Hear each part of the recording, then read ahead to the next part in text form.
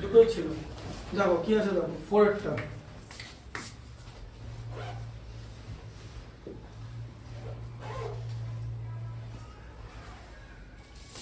দেখো x square minus x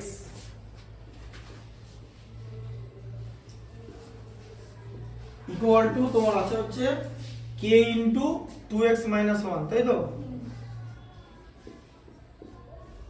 আচ্ছা, এই সমীকরণের বীজদ্বয়ের সমষ্টি শূন্য হলে k এর মান, তাহলে বীজদ্বয় কি থাকে? আলফা প্লাস বিটা, তো বীজ, তাহলে আলফা প্লাস বিটা হচ্ছে এখানে শূন্য আছে, বীজদ্বয়ের সমষ্টি শূন্য বলা আছে।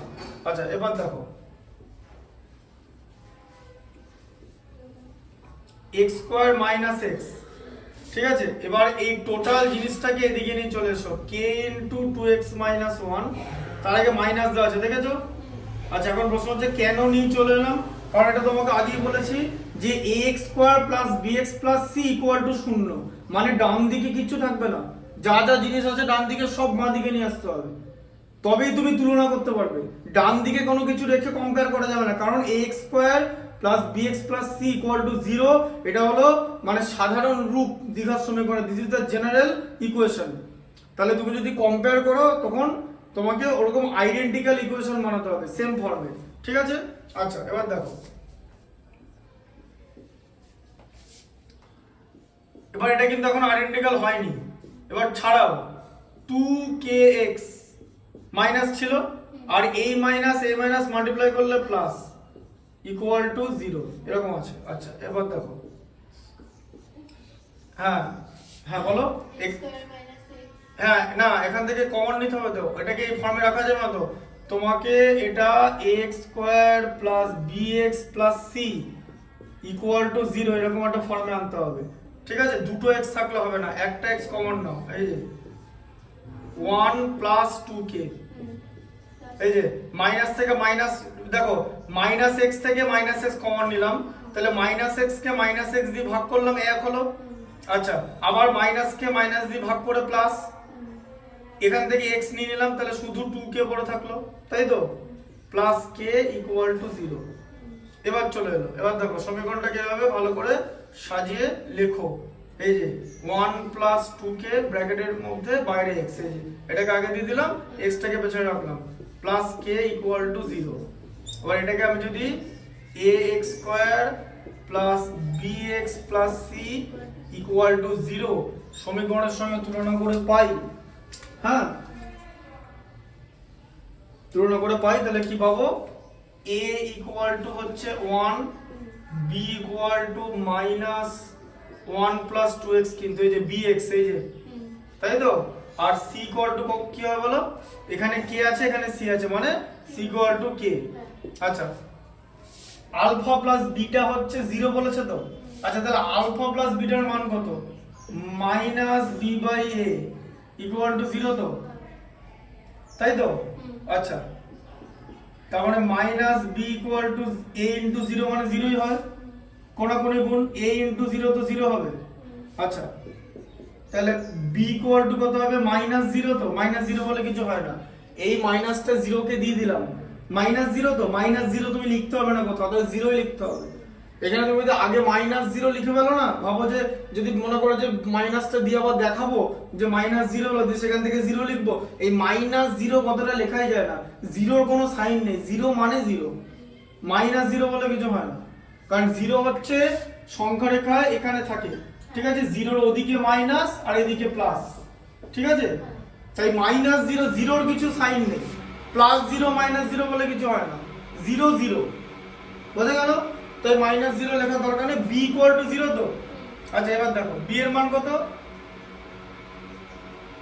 Minus 1 plus 2k equal to 0, তো আচ্ছা, তার মানে আবার মাইনাসটা এবারে 0 কে দিয়ে দাও, তাহলে 1 প্লাস 2k ইকুয়াল টু 0, তো আচ্ছা 2k ইকুয়াল টু কত হবে? মাইনাস 1, তো এই যে এবার 1টা ডান দিকে চলে গেল, মাইনাস 1 হয়, k equal to minus 1 by 2, বোঝা গেল? k equal to minus 1 by 2, বুঝতে পারলে? এটা হচ্ছে k এর মান, ঢুকলো মাথায় জিনিসটা? এই মাইনাসটাও কিন্তু 0 কে দিয়ে দেওয়া হয়েছে, কিন্তু তুমি -0 লিখতে পারবে না, যা লিখবে 0 লিখবে, ঠিক আছে, মনে রাখতে হবে। এই যেমন অনেকে জিজ্ঞেস করে যে কত লোক বলে যে বলছে 0 টু দি পাওয়ার 0, এটার মান কত?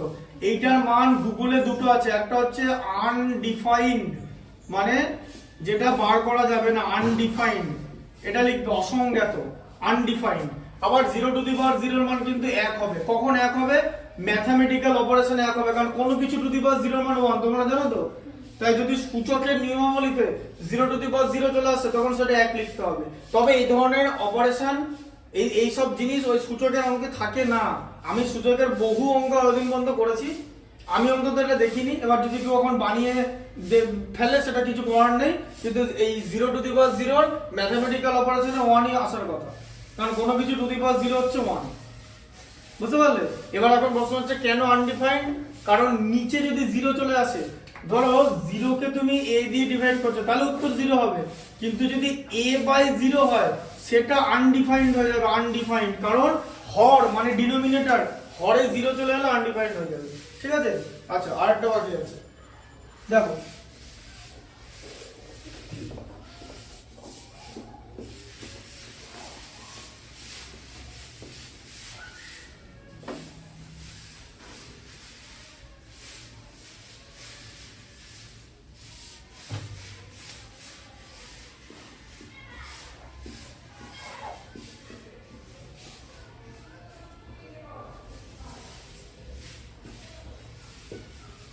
পাঁচেরটা, তাই তো? কি আছে? x square plus bx plus 12, তাই তো?